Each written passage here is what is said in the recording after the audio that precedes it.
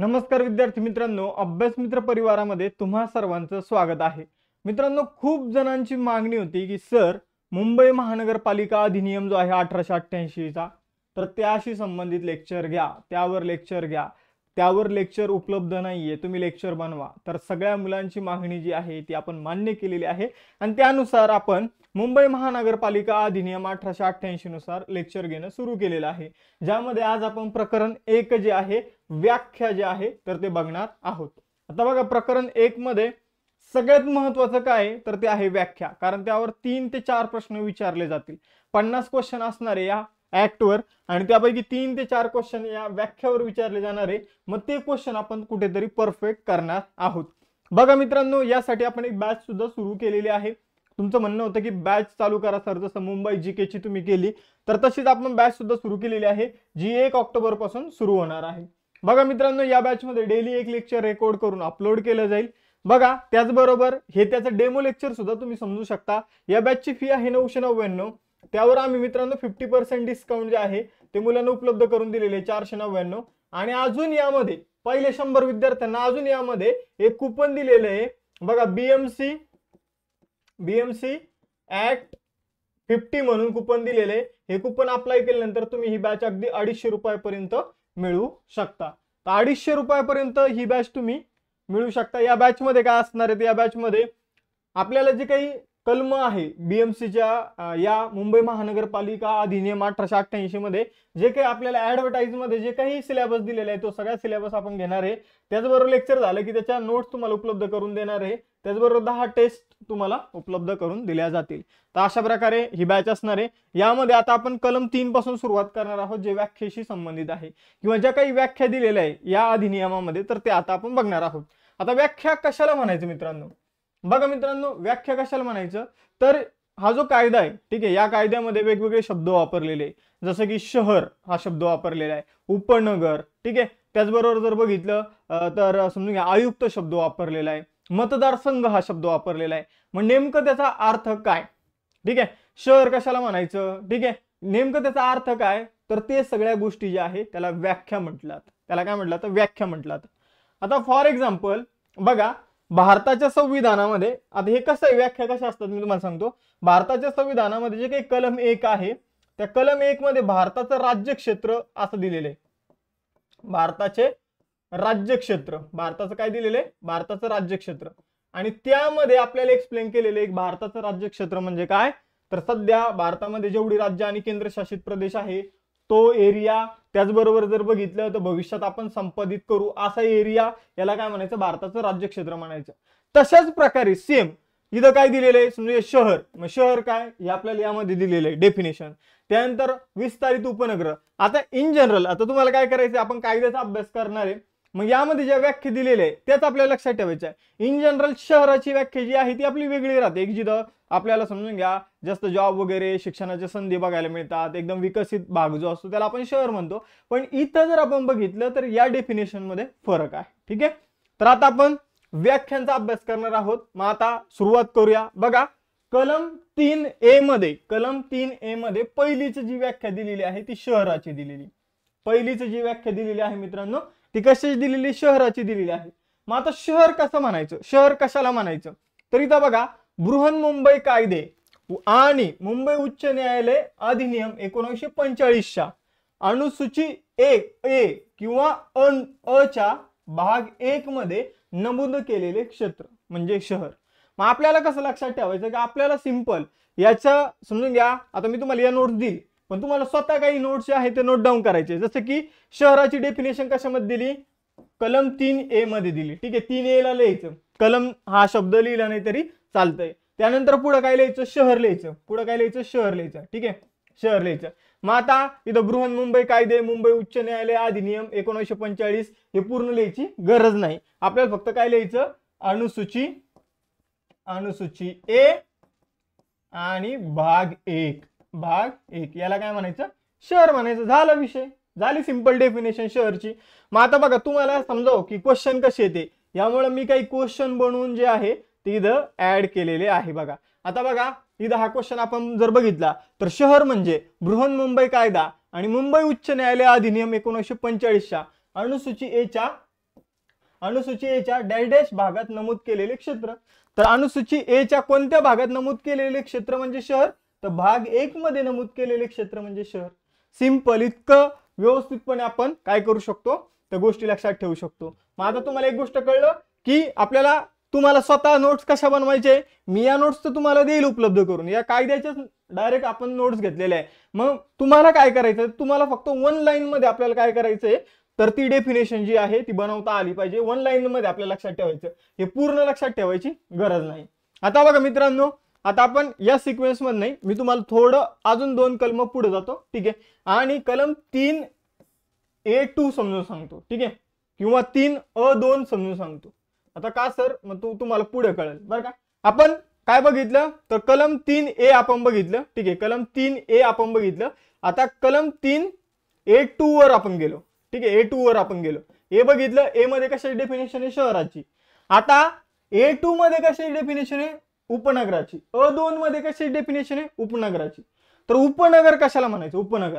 तर सेम बृहन्मुंबई कायदा, मुंबई उच्च न्यायालय अधिनियम 1945 च्या बघा इथं अनुसूची ए च्या भाग 2 आणि भाग 3 मध्ये नमूद केलेले क्षेत्र.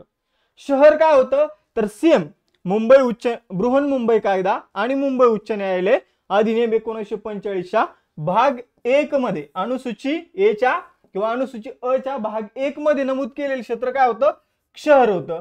मग आता सिंपल, उपनगर काय, तर भाग 2 आणि भाग 3 मध्ये नमूद केलेलं क्षेत्र म्हणजे काय मित्रांनो, उपनगर. झालं, किती सिंपल आहे बघा.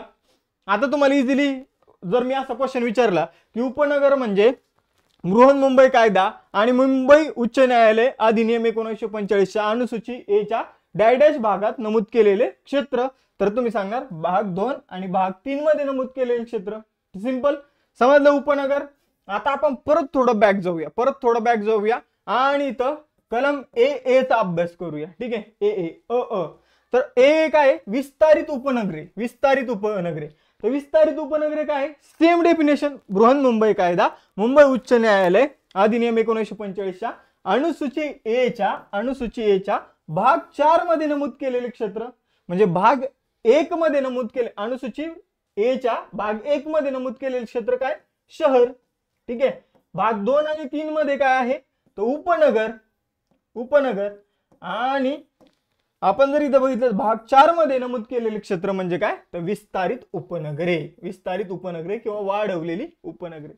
सिंपल, इतकं सिंपल. फक्त आपल्याला शहराची कलम काय आहे, तर शहराचा कलम आहे 3A. ठीक आहे, 3A. त्यानंतर उपनगराचा कलम आहे 3A2 आणि विस्तारित शहराचा कलम आहे 3AA किंवा 3अ. तुम्ही मराठीत लक्षात ठेवू शकता, पण आपण सिंपल अ च्या जागी ए घेतलेले, जे आपल्याला इंग्रजीमध्ये व्यवस्थित लक्षात राहतं. ठीक आहे. तर अशा प्रकारे आता बघा 3 डेफिनेशन झाल्या. आता इथं पुढची डेफिनेशन आहे बृहन्मुंबईची. ठीक आहे, बृहन्मुंबई म्हणजे काय, तर ती डेफिनेशन दिलेली आहे 3A1 मध्ये. आधी इथं कलम 3 मध्ये सगळ्या व्याख्या आहे. फक्त आपल्याला काय करायचंय, हे A1 A2 AA ABCD EFG हे सगळं मध्ये कशाची डेफिनेशन दिली हे आपल्याला लक्षात ठेवायचं. ह्या सगळ्या व्याख्या कशामध्ये, कलम 3 मध्येच आहे. मग कलम 3 सारखं मी बोलणारच आहे, पण तुम्ही लक्षात नाही ठेवलं तर चालेल. व्याख्या म्हटलं की कलम 3 आपल्या डोक्यामध्ये यायला पाहिजे. मग आता बृहन्मुंबई म्हणजे काय, तर बृहन्मुंबई म्हणजे सिंपल, परत बृहन्मुंबई कायदा आणि मुंबई उच्च न्यायालय अधिनियम 1945 च्या भाग 1 2 3 मध्ये नमूद केलेले क्षेत्र. तर बृहन्मुंबई काय सांगितलं, तर अनुसूची ए च्या भाग 1 मध्ये नमूद केलेलं क्षेत्र कोणतं होतं, शहर. भाग 2 आणि 3 मध्ये नमूद केलेलं क्षेत्र कोण होतं, तर उपनगर. बरोबर. आणि हे शहर प्लस उपनगर असं एकत्रित क्षेत्र म्हणजे काय, तर बृहन्मुंबई. ठीक आहे, बृहन्मुंबई. आणि याच्या बाहेर जे विस्तारित क्षेत्र आहे ते कशामध्ये दिलेले, तर भाग 4 मध्ये दिलेलं आहे. कशामध्ये दिलेले, भाग 4 मध्ये दिलेलं आहे. ठीक आहे. तर अशा प्रकारे आपण इथं 3 कलम बघितले. आता बृहन्मुंबईमध्ये अजून काही क्षेत्र आहे ते थोडं बघून घेऊया. जसं की एक मुंबई नगरपालिका अधिनियम आहे 1956 चा. त्याच्या 4थ्या अनुसूचीमध्ये जो काही एरिया आहे तर त्याचा समावेश कशामध्ये होतो, तर त्याचा समावेश बृहन्मुंबईच्या क्षेत्रामध्ये होतो. ठीक आहे. त्याचबरोबर भारतीय संविधानाचा कलम आहे 243 थ. ठीक आहे. तर 243 थ मध्ये एक उपकलम आहे 2. ठीक आहे, उपकलम 2. तर यामध्ये काही क्षेत्र आहे ज्याचं नाव आहे मोठे नागरिक क्षेत्र. तर याचा समावेश सुद्धा कशामध्ये होतो, बृहन्मुंबई क्षेत्रामध्ये. तर आता बघा बृहन्मुंबई क्षेत्र जे आहे, बृहन्मुंबई क्षेत्र जे आहे त्यामध्ये कशा कशा समावेश होतो, तर आपण जर बघितलं तर जो काही आपला बृहन्मुंबई कायदा आणि मुंबई उच्च न्यायालय अधिनियम 1945 चा आहे, तर त्याच्या अनुसूची ए मधील भाग 1, 2 आणि 3 चा समावेश होतो, बरोबर। त्यानंतर मुंबई नगरपालिका ऍक्ट जो आहे 1956 चा जो ऍक्ट आहे, ठीक आहे, 1956 जो ऍक्ट आहे त्याच्यामध्ये अनुसूची 4 जी आहे त्यामध्ये समाविष्ट होणाऱ्या क्षेत्राचा समावेश होतो। आणि भारतीय संविधानाचं जे काही कलम आहे 243 ठीक आहे, त्यामध्ये दुसरं उपकलम आहे, पोट कलम आहे, तर त्यामध्ये जे मोठे नागरिक क्षेत्र आहे, त्यामध्ये जे मोठे नागरी क्षेत्र आहे त्याचा समावेश कशामध्ये होतो, तर त्याचा समावेश बृहन्मुंबईच्या क्षेत्रामध्ये होतो। तर याला म्हणायचं बृहन्मुंबईचं क्षेत्र। आणि याची डेफिनेशन कशामध्ये दिलेली आहे, तर 3A1 मध्ये याची डेफिनेशन दिलेली आहे। मग आता मी तुम्हाला तिन्ही कलम परत रिवाइज करवतो बघा मित्रांनो। तर इथं आपण काय बघितलं, कलम 3A मध्ये शहराची डेफिनेशन दिली। शहराची जी डेफिनेशन आहे ती काय आहे, शहराचं क्षेत्र काय आहे, शहर नेमकं कशाला म्हणायचं या कायद्यानुसार, तर या कायद्यानुसार शहर म्हणजे बृहन्मुंबई कायदे आणि मुंबई उच्च न्यायालय अधिनियमच्या 1945 जो काही अधिनियम आहे तर त्याच्या अनुसूची ए मध्ये भाग 1 मध्ये जे क्षेत्र आहे त्याला शहर म्हणायचं, ठीक आहे, सिंपल। त्यानंतर उपनगर कशाला म्हणायचं, तर उपनगर जाणून घेऊया पहिले, ठीक आहे। उपनगर कशाला म्हणायचं, तर कलम 3 च्या A2 मध्ये जे काही आपल्याला क्षेत्र दिलेले आहे भाग 2 आणि 3 मध्ये, कशाचे भाग 2 आणि 3 मध्ये, बृहन्मुंबई कायदे मुंबई उच्च न्यायालय अधिनियम 1945 च्या अनुसूची ए च्या भाग 2 आणि 3 मध्ये जे काही नमूद केलेले क्षेत्र आहे त्याला उपनगर म्हणायचं। आणि विस्तारित क्षेत्र कशाला म्हणायचं, तर विस्तारित उपनगरे कशाला म्हणायचं, तर बघा भाग 4 मध्ये जे दिलेले, आता मी परत परत हा कायदा वाचत नाही, भाग 4 मध्ये जे क्षेत्र आहे त्याला विस्तारित उपनगर म्हणायचं। आणि त्यानंतर आपण जर बघितलं बृहन्मुंबई कशाला म्हणायचं, तर बृहन्मुंबई म्हणजे आपण जर बघितलं तर भाग 1, 2, 3 मध्ये क्षेत्र, त्यानंतर मुंबई नगरपालिका कायदा जो आहे 1956 चा त्याच्या 4थ्या अनुसूचीमधील क्षेत्र आणि भारतीय संविधानाच्या 243 च्या दुसरं जे काही पोट कलम आहे त्यानुसार मोठे नागरिक क्षेत्र ज्याचा उल्लेख करण्यात आलेला आहे संविधानामध्ये ते क्षेत्र म्हणजे बृहन्मुंबई, ठीक आहे। तर अशा प्रकारे आपण इथं बघितलं। यानंतर आता पुढे जाऊया। आता बघा कलम 3A3। आता काही मुलांचा प्रश्न आहे की हे आपल्याला कसं लक्षात राहील, A2 का A1 काय, हे प्रॅक्टिसने लक्षात राहील, ठीक आहे। हे कशाने लक्षात राहील, प्रॅक्टिसने लक्षात राहील। तुम्ही हा व्हिडिओ पहिल्यांदाच बघत आहात, हा कायदा पहिल्यांदाच अभ्यास करत आहात, मग तुम्हाला सगळे एकदाच लक्षात नाही राहणार। तुम्ही 1-2 वेळा जर हा व्हिडिओ बघितला तुमचं सगळं गोष्टी ज्या आहे ते क्लिअर होऊन जाईल। फक्त तुम्हाला काय करावं लागेल, जसं मी तुम्हाला सांगितलं की आपल्याला काय करायचे, आपल्या स्वतःच्या अशा प्रकारच्या नोट्स बनवायचे। 3A मध्ये काय आहे, मग 3A2 मध्ये काय आहे उपनगर, मग ते कशामध्ये, अनुसूची ए च्या भाग 1, भाग 2 आणि भाग 3 मध्ये अशा प्रकारे आपल्याला नोट्स बनवायच्या, ठीक आहे। त्यानंतर भाग 3A1 मध्ये काय आहे, तर 3A1 मध्ये तुम्ही एवढं जरी लिहिलं, ठीक आहे, असं एवढं जरी शॉर्टकट मध्ये लिहिलं तर तुम्हाला आयडिया येऊन जाते, कारण तुम्ही लेक्चर बघितलेलं आहे। यानंतर पुढे जाऊया मित्रांनो। बघा आता कलम 3 चं A3 बघूया, A3 बघूया। यामध्ये नागरिकांचा मागास वर्ग, नागरिकांचा मागास वर्ग ची डेफिनेशन दिलेली। नागरिकांचा मागास वर्ग असा जर कायद्यामध्ये उल्लेख आला तर त्यामध्ये कोणाचा समावेश होतो, त्यामध्ये कोणाचा समावेश होतो। मग तिथं तुम्हाला ऑप्शन असतील की अनुसूचित जाती, अनुसूचित जमाती, त्यानंतर इतर मागासवर्गीय समुदाय, तर मग आपल्याला योग्य ते उत्तर निवडता आलं पाहिजे। मग आता मी तुम्हाला सांगतो, हे व्यवस्थित शिकवतो आणि नंतर एक क्वेश्चन तुमच्याकडून सॉल्व्ह करून घेतो। तर बघा मित्रांनो कलम 3 च्या A3 मध्ये नागरिकांचा मागास वर्गाची डेफिनेशन दिलेली आहे। नागरिकांचा मागास वर्ग म्हणजे काय, इतर मागासवर्गीय, इतर मागासवर्गीय म्हणजे काय, ओबीसी, अदर बॅकवर्ड क्लासेस, आणि त्याचबरोबर विमुक्त जाती, शब्द नीट बघा, विमुक्त जाती आणि भटक्या जमाती, विमुक्त जाती आणि भटक्या जमाती यांचा समावेश जो आहे तो कशामध्ये होतो, नागरिकांचा मागास वर्ग म्हणजे जे NTD वगैरे, ठीक आहे। तर ओबीसी, इतर मागासवर्ग आणि विमुक्त जाती आणि भटक्या जमातींचा समावेश जो आहे तो कशामध्ये होतो, नागरिकांच्या मागास वर्गामध्ये होतो, ठीक आहे। इथं अनुसूचित जाती किंवा अनुसूचित जमाती असा काही आपण उल्लेख केलेला नाही, विमुक्त जाती आणि भटक्या जमाती असा आपण इथं उल्लेख केलेला आहे। मग आता इथं जर बघितलं तर आता यावर इन्फॉर्मेशनवर आधारित क्वेश्चन आपण इथे एक बघूया, ठीक आहे, म्हणजे तुमचे सगळे डाऊट जे आहे ते वेळोवेळी क्लिअर होत जाईल। तर इथं बघा मित्रांनो, नागरिकांच्या मागास वर्गामध्ये कोणाचा समावेश होत नाही। नागरिकांच्या मागास वर्गामध्ये इतर मागास वर्गाचा समावेश होतो, ओबीसी मी तुम्हाला सांगितलं, विमुक्त जातीचा समावेश होतो, त्यानंतर भटक्या जमातींचा समावेश होतो। मग आदिवासी जमातीचा यामध्ये समावेश होतो का, तर नाही। मग हेच उत्तर असेल, आदिवासी जमातींचा इथे समावेश होत नाही। आदिवासी जमातींसाठी एक वेगळं कलम आहे, तर कलम 3 मध्ये जे काही के बी आहे तर ते आदिवासी जमातींशी संबंधित आहे. तर अशा प्रकारे मित्रांनो आपल्याला आता पुढे जाऊन आदिवासी जमातींविषयी सुद्धा व्याख्या बघायची आहे. ठीक आहे, यानंतर येऊया आपल्या परत पॉइंटवर. आपण कशी डेफिनेशन बघितली आता, तर आपण डेफिनेशन बघितली नागरिकांचा मागासवर्ग. यानंतर पुढे जाऊया. आता महानगरपालिका म्हणजे काय, तर महानगरपालिका म्हणजे काय, तर बघा याची डेफिनेशन दिलेली आहे 3B मध्ये, कलम 3B मध्ये किंवा कलम 3B मध्ये जर आपण बघितलं तर महानगरपालिकेची व्याख्या दिलेली आहे. तर महानगरपालिका म्हणजे काय, तर सिंपल मुंबई महानगरपालिका अधिनियम जो आहे 1888 चा, यानुसार जी काही महानगरपालिका स्थापन करण्यात आली तिलाच महानगरपालिका म्हणायचं. सिंपल. इथं बघा महानगरपालिका म्हणजे बृहन्मुंबईची महानगरपालिका ज्याची या कायद्यान्वये स्थापना करण्यात आली. कायदा कोणता आहे, तर मुंबई महानगरपालिका अधिनियम 1888. यानुसार जी महानगरपालिका स्थापन करण्यात आली या कायद्यानुसार तिलाच काय म्हणायचं, महानगरपालिका म्हणायचं. ठीक आहे, आणि ती महानगरपालिका कोणासाठी असेल, तर बृहन्मुंबई या क्षेत्रासाठी असेल. मग बृहन्मुंबईच्या क्षेत्रामध्ये कशा कशा समावेश होतो आपण बघितलं. मग त्या क्षेत्रासाठी जी काही संस्था असेल, स्थानिक स्वराज्य संस्था असेल, ती काय असेल, महानगरपालिका. ठीक आहे, महानगरपालिकेचं कलम आहे 3B. यानंतर 3C कडे जाऊया, कलम 3 कडे जाऊया आपण.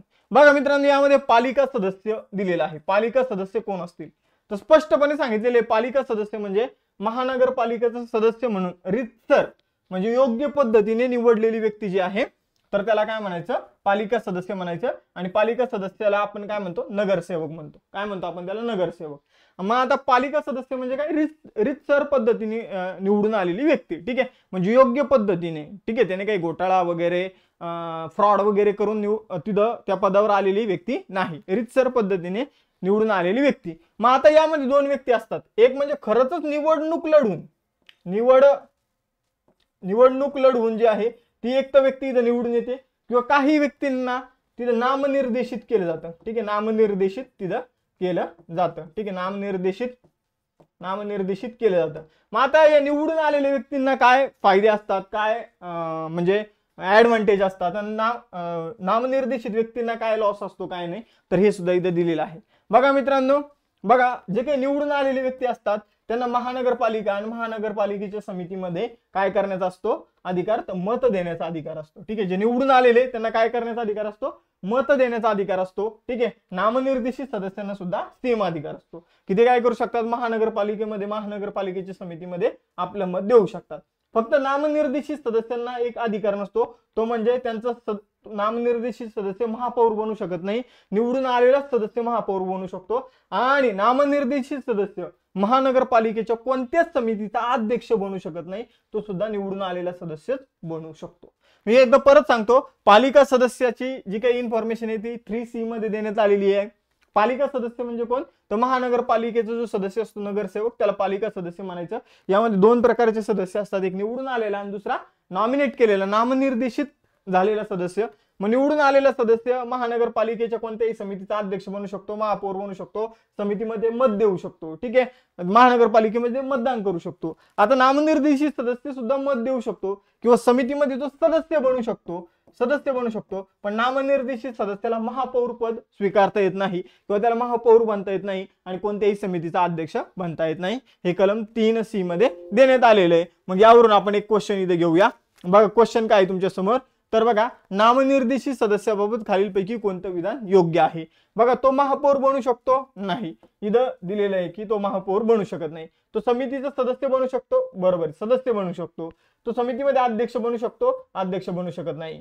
सर्व विधाने बरोबर आहे का, तर नाही. इथं आपण दोन विधानं चुकीची आहे आणि एकच विधान बरोबर आहे. मग आपल्याला तेच विचारलेले कोणतं विधान बरोबर आहे, तर पर्याय क्रमांक 2, तो समितीचा सदस्य बनू शकतो. ठीक आहे, यानंतर येऊया आता परत. आता तुम्हाला सदस्याविषयी कळाले असेल. ठीक आहे, इन्फॉर्मेशन. यानंतर आता आपण जाऊया आयोग. ठीक आहे, आयोग काय आहे, तर बघा मित्रांनो कलम 3CC किंवा कलम 3क मध्ये आयोग म्हणजे काय दिलेलं आहे. तर आयोग म्हणजे भारतीय राज्यघटनेनुसार जो काही महाराष्ट्र राज्यासाठी स्थापन करण्यात आलेला लोकसेवा आयोग आहे. तर भारतीय राज्यघटनेनुसार आपण जर बघितलं तर कलम 315 ते 323 मध्ये काय दिलेलं आहे, तर महाराष्ट्र लोकसेवा आयोगाविषयी तरतुदी दिलेल्या आहे. मग भारतीय राज्यघटनेच्या कलम 315 नुसार स्थापन झालेला जो काही महाराष्ट्रासाठीचा आयोग आहे तर त्याला काय म्हणायचं, इथं आयोग म्हणायचं. ठीक आहे, आपण काय म्हणतो एमपीएससी म्हणतो. आपण काय म्हणतो, नॉर्मल याला काय म्हणतो, एमपीएससी म्हणतो, महाराष्ट्र पब्लिक सर्व्हिस कमिशन. पण महानगरपालिकेमध्ये जर आयोग शब्द आला तर आयोग म्हणजे काय, तर महाराष्ट्रासाठी जो काही लोकसेवा आयोग स्थापन करण्यात आलेला आहे एमपीएससी. म्हणजे आपण जे इन जनरली बोलतो एमपीएससी, त्यालाच त्यांनी काय म्हणलेले, फक्त आयोग म्हटलेले, त्याला त्यांनी काय म्हटलेलं, आयोग म्हटलेले. आणि आयोगाची डेफिनेशन 3CC मध्ये देण्यात आलेली आहे. ही डेफिनेशन काय आहे की आयोग म्हणजे भारतीय राज्यघटनेनुसार महाराष्ट्र राज्यासाठी स्थापन करण्यात आलेला लोकसेवा आयोग.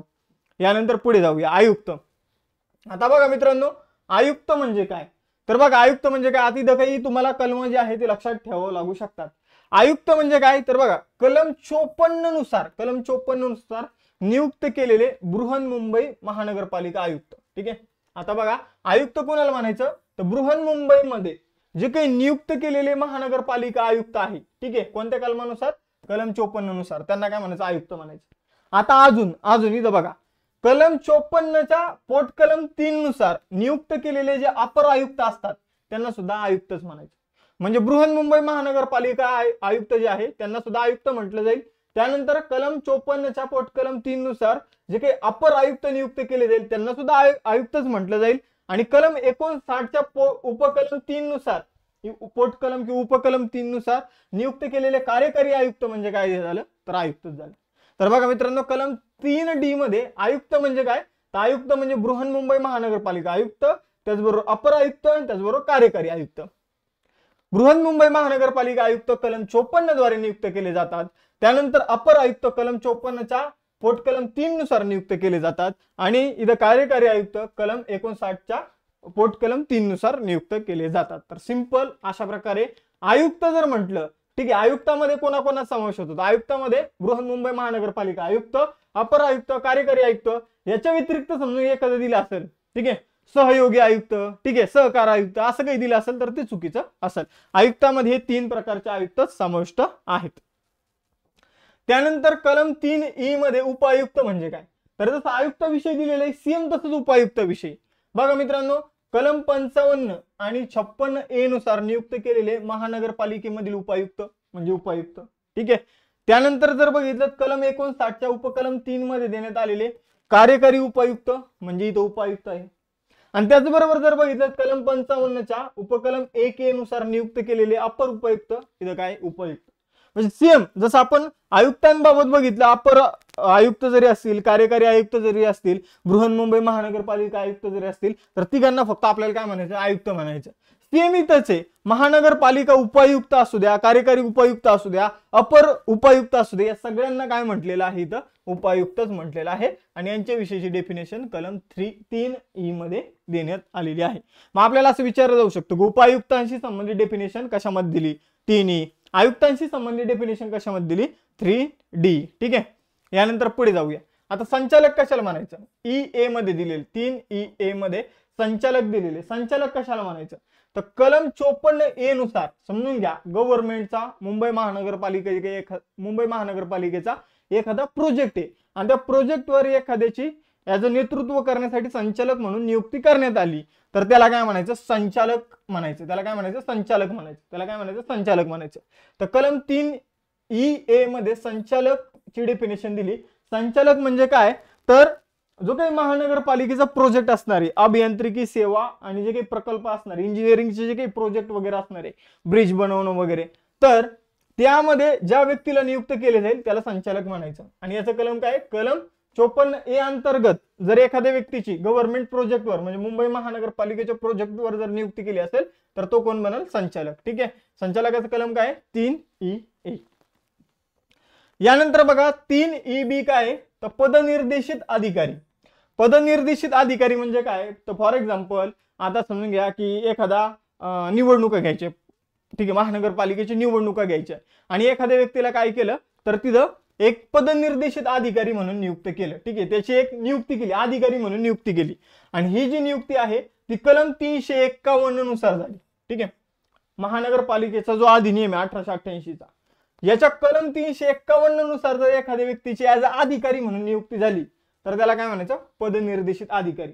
मग कुठेही येऊ द्या, तो काय असणार, पदनिर्देशित अधिकारी. मग पुढे आपल्याला कायद्यामध्ये बघ स्टेटमेंट असतील की पदनिर्देशित अधिकाऱ्याने हे कामं करायची. मग पदनिर्देशित अधिकारी म्हणजे कोण, तर या कायद्याच्या कलम 351 नुसार ज्याला अधिकारी बनवण्यात आलेले आहे, ठीक आहे, त्याला काय म्हणायचं, पदनिर्देशित अधिकारी. ठीक आहे, याचा कलम आहे 3E(b). यानंतर बघा 3F मध्ये खूपच सोपं आहे, पोलीस आयुक्त. पोलीस आयुक्त म्हणजे बृहन्मुंबईमध्ये जे काही पोलीस आयुक्त असतील त्यांना पोलीस आयुक्त म्हटलं जाईल. तर F मध्ये पोलीस आयुक्त दिलेले आहे. त्यानंतर 3G मध्ये शिक्षण अधिकारी दिलेला आहे. शिक्षण अधिकारी कोण असेल, तर बघा मित्रांनो, या कायद्याच्या कलम 76A नुसार नियुक्त केलेला महानगरपालिका शिक्षणाधिकारी जो असेल, ठीक आहे, तर त्याला शिक्षणाधिकारी म्हटलं जाईल. त्याचबरोबर कलम 85 नुसार कार्यकारी महानगरपालिका शिक्षणाधिकारी जो असेल तो सुद्धा कोण असेल, शिक्षणाधिकारी. म्हणजे शिक्षणाधिकारी कोण असेल, तर महानगरपालिकेचा शिक्षणाधिकारी, त्याचबरोबर कार्यकारी महानगरपालिका शिक्षणाधिकारी. या दोघांसाठी फक्त एकच शब्द आहे आपल्या कायद्यामध्ये, तो म्हणजे शिक्षणाधिकारी, आणि त्याचा कलम आहे कलम 3G. मग जर तुम्हाला असं विचारलं की शिक्षणाधिकारी या टर्म मध्ये कशाचा समावेश होतो, तर महानगरपालिका शिक्षणाधिकारी आणि कार्यकारी महानगरपालिका शिक्षणाधिकारी, आणि तिसरा ऑप्शन असेल की अपर शिक्षणाधिकारी, मग ते चुकीचं असेल. खाली चौथा ऑप्शन असेल वरीलपैकी सर्व. तर आपल्याला उत्तर जे आहे ते व्यवस्थितपणे देता आलं पाहिजे.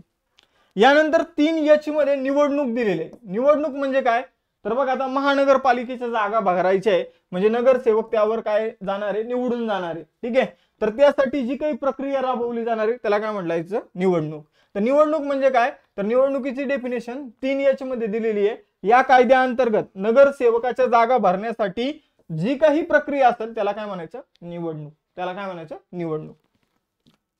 यानंतर बघा आता विधानसभा मतदारसंघ म्हणजे काय, तर विधानसभा जर बघितलं तर महाराष्ट्र राज्याचे इलेक्शन होते विधानसभेची. ठीक आहे, मग विधानसभेचे जर आपण बघितलं 288 जागांवर आमदार निवडून जातात. मग इथं विधानसभा मतदारसंघाची डेफिनेशन काय आहे, तर इथं विधानसभा मतदारसंघाची डेफिनेशन ही आहे की मुंबई महानगरपालिकेच्या अंतर्गत ज्या काही जागा येतात, फॉर एक्झाम्पल 36 आमदार इथून निवडून दिले जातात. किती, 36. 26 आमदार मुंबई उपनगर मधून आणि 10 आमदार मुंबई शहर मधून. तर असे 36 आमदार जे आहेत इथून निवडून दिले जाणारे. मग या एरियात त्यांचे जे काही मतदारसंघ असतील त्यांना काय म्हणायचं, विधानसभा मतदारसंघ. तर विधानसभा मतदारसंघ म्हणजे काय, महाराष्ट्राच्या विधानसभेच्या निवडणुकीच्या उद्देशाने कायद्यामध्ये तरतूद केलेली जी काही मतदारसंघ असतील किंवा मतदारसंघाचा कोणताही भाग असेल ज्याचा समावेश बृहन्मुंबईमध्ये असेल त्याला काय म्हणायचं, विधानसभा मतदारसंघ. आणि विधानसभा मतदारसंघ तिथे किती आहे, 36 आहे, मुंबई शहर आणि मुंबई उपनगर मध्ये. यानंतर विधानसभा मतदार यादी. तर विधानसभा मतदार यादी म्हणजे काय, तर सिंपल, आता हे जे विधानसभा मतदारसंघ असणार आहे या मतदारसंघामध्ये जे लोक मतदान करणारे त्यांची नावं ज्या लिस्ट मध्ये असणार आहे त्याला काय म्हणायचं, मतदार यादी. ठीक आहे, तर मतदार यादी कोणती आहे, तर हे जे 36 मतदारसंघ असणार आहे यासाठी जे काही यादी असणार आहे त्याला काय म्हणायचं, मतदार यादी. तर लोकप्रतिनिधित्व कायदा 1950च्या तरतुदीनुसार विधानसभा मतदारसंघासाठी तयार करण्यात आलेली यादी म्हणजे मतदार यादी. आणि ती कशामध्ये दिलेली, 3J मध्ये दिली. विधानसभा मतदारसंघ 3I मध्ये दिलेले आहे. तर अशा प्रकारे मित्रांनो आज आपण हे पहिले लेक्चर बघितलं. पहिल्या लेक्चर मध्ये खूप जास्त मी डेफिनेशन घेत नाही, म्हणजे तुम्ही कन्फ्यूज होऊ शकता, त्यामुळं मी जास्त डेफिनेशन घेत नाही. ठीक आहे, सिंपल आपण लेक्चर ठेवलेले आहे. मी परत एकदा रिवाइज करतो. पहिले तुम्हाला सांगतो की आपली महानगरपालिका स्पेशल बॅच सुरू होणार आहे. मी अजून 1 ते 2 डेमो लेक्चर घेईल आणि नंतर 1 ऑक्टोबर पासून डेली आपले लेक्चर ऍप्लिकेशन मध्ये अपडेट होत जातील. बघा मित्रांनो, मला यासाठी खूप अभ्यास करावा लागतो, मला कायद्याचं वाचन करावं लागतं, त्यामुळं फ्री ऑफ कॉस्ट तर आपण देऊ नाही शकत कारण खूप मेहनत असते. आणि जेव्हा तुम्ही काहीतरी समजून घ्या की तुम्ही सुद्धा काहीतरी कॉन्ट्रीब्यूट करता, पैसे जेव्हा तुम्ही देता तेव्हा तुम्हाला पण किंमत असते. फ्रीमध्ये आम्ही खूप साऱ्या गोष्टी दिल्या पण मुलांना त्याची व्हॅल्यू नसते. तर आपण त्यासाठी एकदम कमी किंमत ठेवलेली पाहिजे 100 विद्यार्थ्यांसाठी ज्यांची परिस्थिती नाही. मला माहिती आहे बऱ्याचशा जणांची परिस्थिती खूप खराब आहे, त्यामुळे फी आपण फक्त 250 रुपये ठेवलेली आहे. या बॅच मध्ये 30 ते 40 लेक्चर कायद्याशी संबंधित होणार आहे. त्यासाठी मला सुद्धा खूप प्रिपरेशन करावं लागणार आहे, सगळं रेकॉर्डिंग वगैरे करावं लागणार आहे.